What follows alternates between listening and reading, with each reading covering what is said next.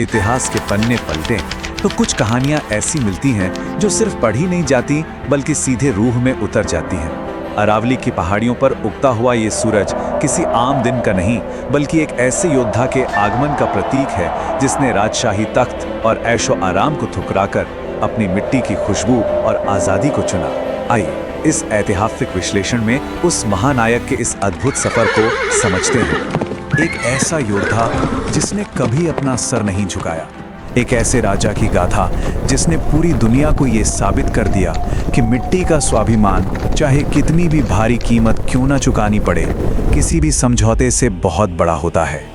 खैर, आखिर ऐसा क्या था उनके व्यक्तित्व में जो उन्हें इतना महान बनाता है?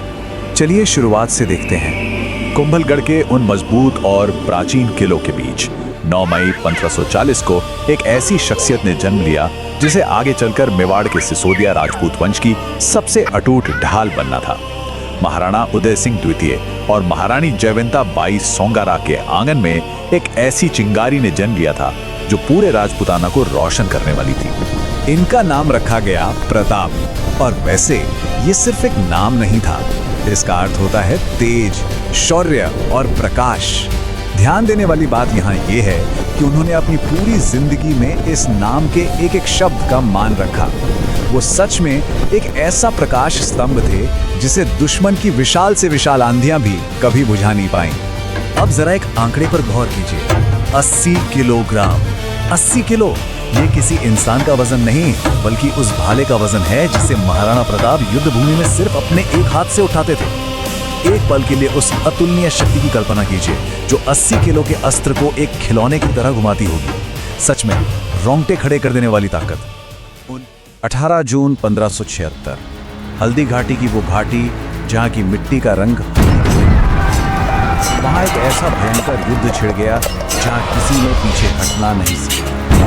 और इस युद्ध की सबसे खूबसूरत बात जानते हैं क्या थी? राजपूत सेना के साथ जंगल के वफादार भील योद्धा भी कंधे से कंधा मिलाकर लड़े। ये महाराणा की नेतृत्व क्षमता का सच्चा प्रमाण था, जहां हर वर्ग उनके लिए मर मिटने को तैयार था। इस आग उगलते युद्ध के बीच एक ऐसा क्षण भी आया जिसने इतिहास को रुला दिया। 26 फुट की दूरी, ये वो विशाल दूरी थी जो महाराणा के वफादार घोड़े चेतक ने बुरी तरह घायल होने के बावजूद एक ही छलांग में पार कर ली।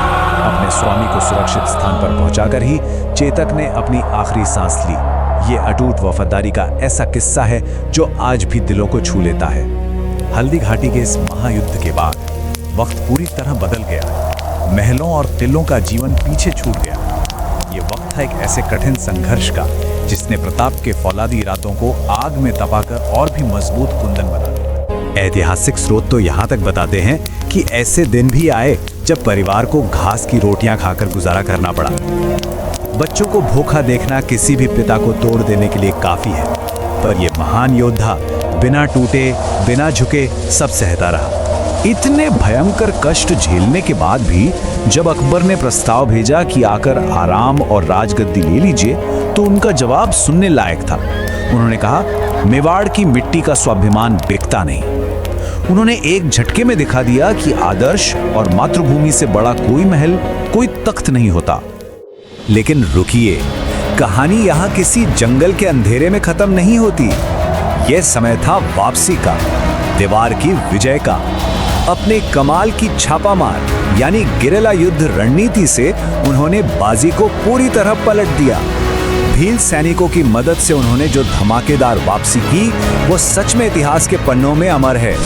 एक नजर इस शानदार वापसी के सफर पर डालते हैं। 1576 की हल्दी घाटी के बाद सालों लगातार संघर्ष चलता रहा। फिर आया 1582 का साल, जहां देवेर की लड़ाई में महाराणा ने एक ऐतिहासिक जीत दर्ज की। खोया हुआ गौरव वापस मिलने लगा।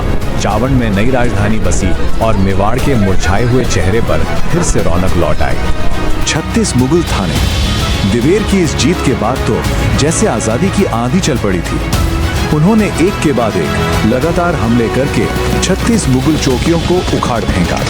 चित्तौड़गढ़ और मंदसौर को छोड़कर लगभग पूरा मेवाड़ अब आजाद था। ये थी उनकी दृढ़ इच्छा शक्ति की असली ताकत। जरा ध्यान दीजिएगा, उनका कवच, भाला और तलवार, इन सब का कुल वजन 208 किलोग्राम से भी ज्यादा था। आज भी अगर हल्दी घाटी जाएंगे तो चेतक की समाधि उस अटूट प्रेम की गवाही देती मिल जाएगी। फौलादी इंसान को झुकाने के लिए दुश्मन ने हर पैतरा आजमाया।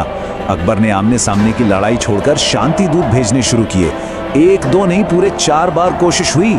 जलाल खान, मान सिंह, भगवान दास और तोडरमल को भेजा गया, पर नतीजा क्या निकला?